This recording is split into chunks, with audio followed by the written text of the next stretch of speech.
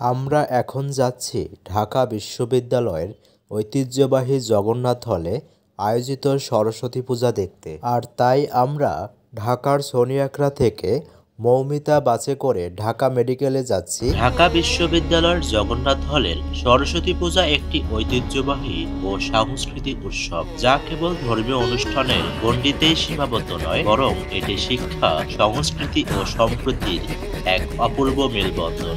এই পূজা শুধুমাত্র একটি ধর্মীয় আচার নয়, এটি একটি সামাজিক ও সাংস্কৃতিক উৎসব, যা অতীত থেকে বর্তমান পর্যন্ত প্রজন্ম থেকে প্রজন্ম ধরে প্রবাহিত হয়ে আসছে।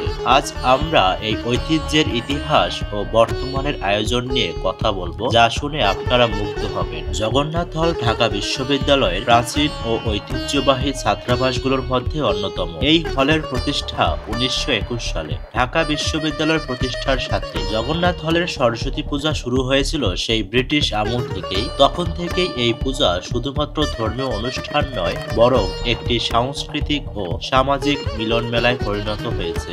সরস্বতী পূজা হলো জ্ঞান, সঙ্গীত, শিল্প ও শিক্ষার দেবী সরস্বতীর আরাধনার উৎসব। জগন্নাথ হলের ছাত্ররা যারা দেশের বিভিন্ন প্রান্ত থেকে আসে, তারা এই পূজাকে কেন্দ্র করে একত্রিত হতেন। এই পূজা শুধুমাত্র হিন্দু ছাত্রদের জন্য নয়, বরং সব ধর্ম ও সম্প্রদায়ের ছাত্রদের জন্য উন্মুক্ত ছিল এবং এখনো আছে। এটি সম্প্রীতির এক উজ্জ্বল উদাহরণ। জগন্নাথ হলের সরস্বতী পূজার আয়োজন অতীত থেকেই ছিল জাঁকজমকপূর্ণ। পূজার কয়েকদিন আগে থেকেই হলের ছাত্ররা উদ্যোগী হয়ে উঠতেন। মণ্ডপ সাজানো, আলোকসজ্জা, ফুল দিয়ে সাজানো প্রতিমা আর ধূপ ধুনোর সুগন্ধে মণ্ডপ পরিপূর্ণ হয়ে উঠত। পূজার দিনে ছাত্ররা সকাল থেকে প্রস্তুত হতেন, নতুন জামা কাপড় পরতেন এবং দল বেঁধে পূজায় অংশ নিতেন। বর্তমানেও এই ঐতিহ্য অক্ষুণ্ণ রয়েছে।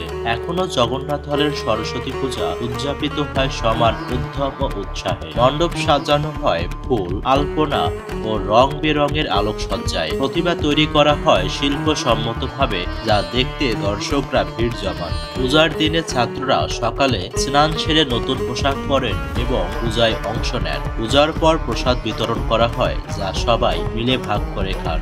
জগন্নাথ হলের সরস্বতী পূজা শুধুমাত্র ধর্মীয় উৎসব নয়, এটি একটি সাংস্কৃতিক উৎসবও বটে। পূজার পরের দিন সাধারণত সাংস্কৃতিক অনুষ্ঠানের আয়োজন করা হয়। এই অনুষ্ঠানে ছাত্ররা গান, নাচ, কবিতা আবৃত্তি, নাটক ইত্যাদি পরিবেশন করেন।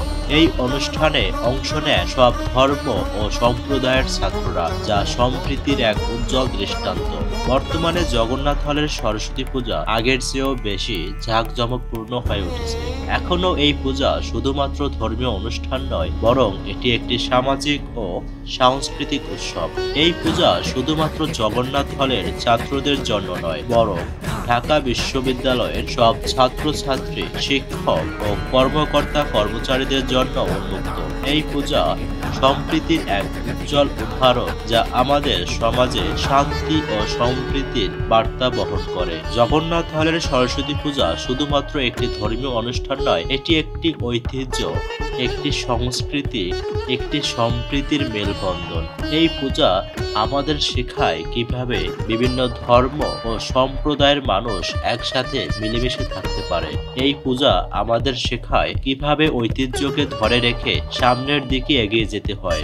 ঢাকা বিশ্ববিদ্যালয়ের জগন্নাথ হলের সরস্বতী পূজা অতীত থেকে বর্তমান পর্যন্ত তার ঐতিহ্য ও গৌরব ধরে রেখেছে।